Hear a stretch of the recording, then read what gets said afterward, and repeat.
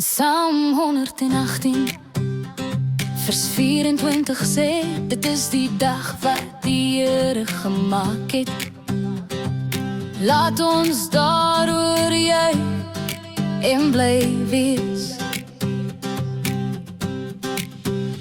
Elke môre bring 'n keuse, 'n nuwe kans om op te staan, om te leef in uw genade of alleen my pad te gaan. Maar ek kies vandag die lig, Here. Ek kies om 'n liefde te sien. En elke mens wat ek ontmoet, wil ek die hart weer speel hierin. Ek wil sien soos U my sien, met genade in my oor. Elke tree wat ek vandag neem, laat die lig in my lewe vloei. Hierdie is die dag wat die Here gemaak het.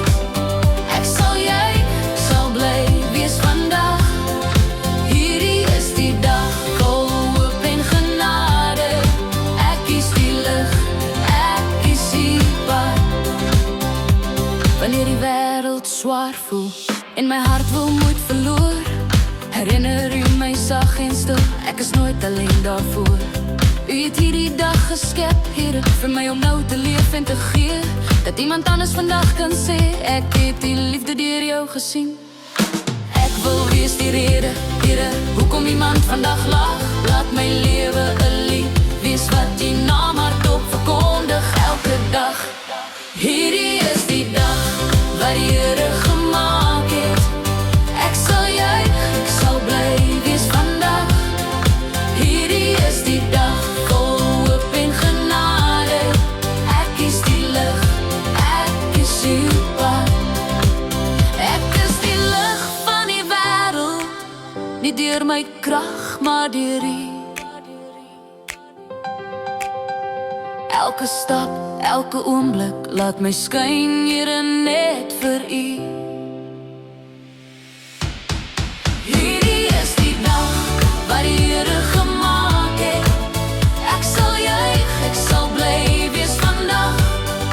Hierdie is die dag vol hoop en genade. Ek kies die lig, ek kies uw pad. Hierdie is die dag wat die Here gemaak het. Ek sal juig, ek sal bly wees vandag.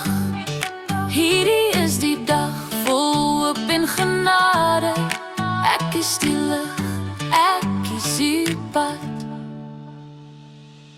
Here, dankie vir hierdie dag wat U gemaak het. Help my om elke oomblik in die lig te wandel. Vul my hart met liefde en deernis, sodat ek elke mens wat my pad kruis kan seën. Leer my om altyd die goeie raak te sien en om vandag 'n lig vir iemand anders te wees. Amen.